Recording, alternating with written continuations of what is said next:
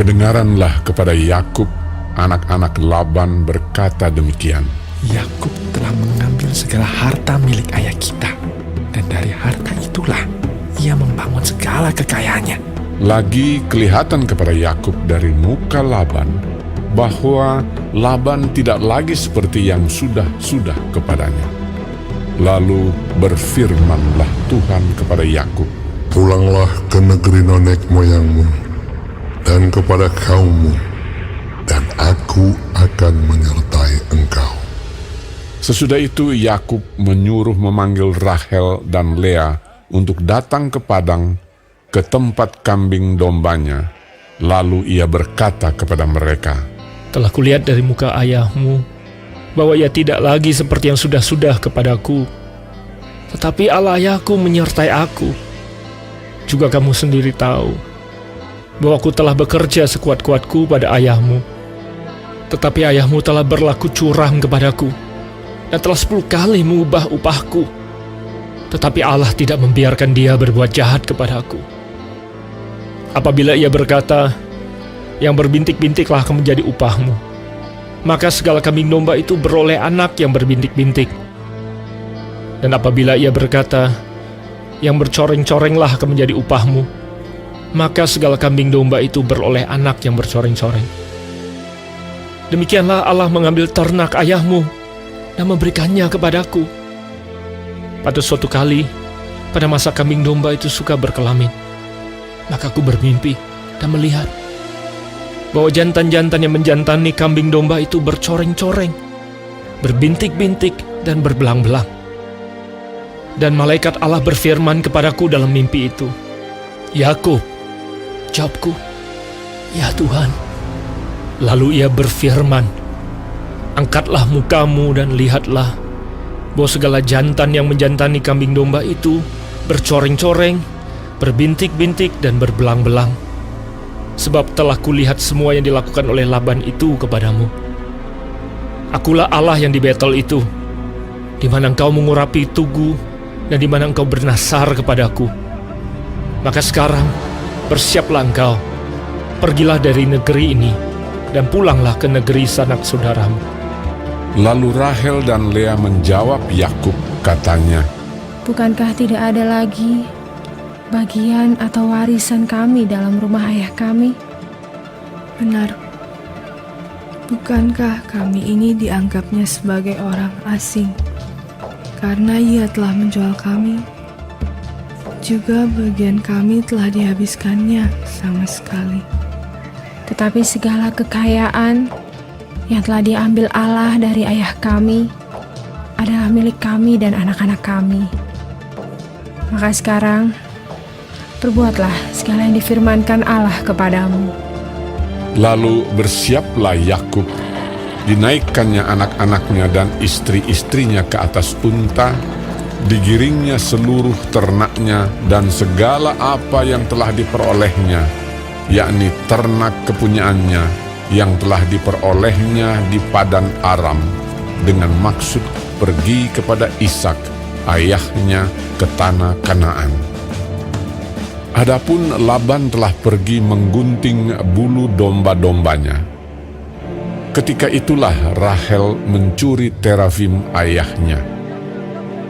Dan Yakub mengakali Laban, orang Aram itu, dengan tidak memberitahukan kepadanya bahwa ia mau lari. Demikianlah ia lari dengan segala harta miliknya. Ia berangkat menyeberangi sungai Efrat dan berjalan menuju pegunungan Gilead. Ketika pada hari ketiga dikabarkan kepada Laban bahwa Yakub telah lari, dibawanyalah sanak saudaranya bersama-sama. Dikejarnya Yakub 7 hari perjalanan jauhnya. Lalu ia dapat menyusulnya di pegunungan Gilead. Pada waktu malam, datanglah Allah dalam suatu mimpi kepada Laban, orang Aram itu, serta berfirman kepadanya, "Jagalah baik-baik, supaya engkau jangan mengatai Yakub dengan sepatah kata pun." Ketika Laban sampai kepada Yakub, Yakub telah memasang kemahnya di pegunungan. Juga Laban dengan sanak saudaranya telah memasang kemahnya di pegunungan Gilead. Berkatalah Laban kepada Yakub, Apakah yang kau perbuat ini? Maka engkau mengakali aku dan mengangkut anak-anakku perempuan sebagai orang tawanan. Mengapa engkau lari diam-diam dan mengakali aku?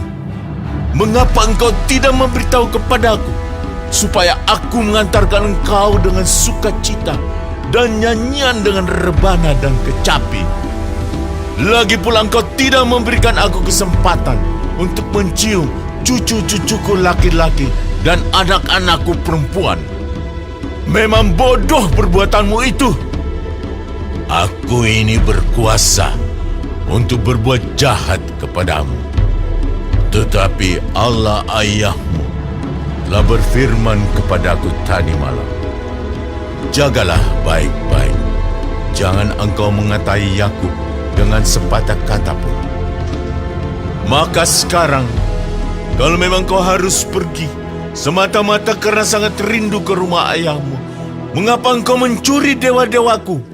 Lalu Yakub menjawab Laban, Aku takut karena pikirku, jangan-jangan kau merampas anak-anakmu itu daripada aku. Tetapi pada siapa engkau menemui dewa-dewamu itu, janganlah ia hidup lagi. Periksalah di depan saudara-saudara kita segala barang yang ada padaku, dan ambillah barangmu. sebab Yakub tidak tahu bahwa Rahel yang mencuri terafim itu. Lalu masuklah Laban ke dalam kemah Yakub dan ke dalam kemah Lea dan ke dalam kemah kedua budak perempuan itu, tetapi terafim itu tidak ditemuinya. Setelah keluar dari kemah Lea, ia masuk ke dalam kemah Rahel. Tetapi Rahel telah mengambil terafim itu dan memasukkannya ke dalam pelana untanya dan duduk di atasnya. Laban menggeledah seluruh kemah itu, tetapi terafim itu tidak ditemuinya. Lalu kata Rahel kepada ayahnya, Janganlah Bapa marah, karena aku tidak dapat bangun berdiri di depanmu, sebab aku sedang haid. Dan Laban mencari dengan teliti, tetapi ia tidak menemui terafim itu. Lalu hati Yakub panas dan ia bertengkar dengan Laban. Ia berkata kepada Laban, Apakah kesalahanku? Apakah dosaku? Maka engkau memburu aku sehebat itu. Engkau telah menggeledah segala barangku. Sekarang apakah yang kau temui dari segala barang rumahmu? Letakkanlah di sini di depan saudara-saudaraku dan saudara-saudaramu, supaya mereka mengadili antara kita berdua. Selama 20 tahun ini, aku bersama-sama dengan engkau. Domba dan kambing betinamu tidak pernah keguguran, dan jantan dari kambing dombamu tidak pernah kumakan. Yang diterkam oleh binatang buas tidak pernah kubawa kepadamu. Aku sendiri yang menggantinya.